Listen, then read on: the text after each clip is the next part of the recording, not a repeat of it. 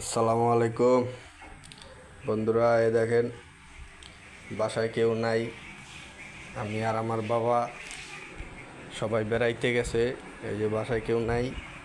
এখন দেখেন, বাসায় কেউ না থাকলে নারী মানুষ পুরুষের কত কষ্ট। এই যে এটা রান্না থুয়ে গেছে কালকে, আর এই তরকারি রান্না থুয়ে গেছে। অথচ এই দেখেন, ভাত রান্তাছি আমি নিজে। এই যে বেগুন ভর্তা করতাছি, এই যে বেগুন ভর্তার পেঁয়াজ মরিচ, এই যে ডিম দুইটা ভাজুম, তারপরে এই যে থালবাটি দিয়ে দিলাম। পুরুষ মানুষের কত কষ্ট দেখছেন, ব্যাচেলার জীবন কত কষ্টের।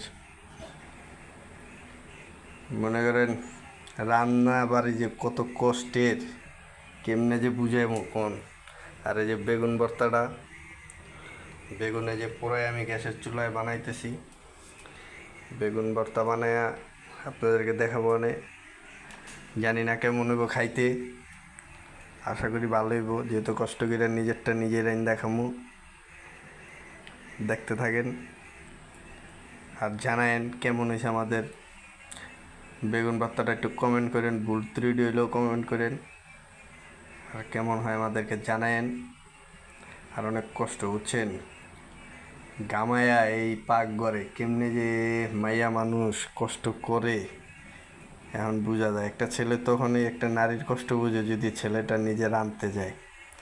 আপনি তখনই বুঝবেন আপনার নারীর কত কষ্ট, যখন আপনি নিজে রান্না করবেন। যে আপনার বউ অথবা আপনার মা অথবা আপনার বোন যে কত কষ্ট করে রান্না বাড়ি করে, একটা নারীর কষ্ট বুঝবেন নিজে যখন রাঁধতে চাইবেন।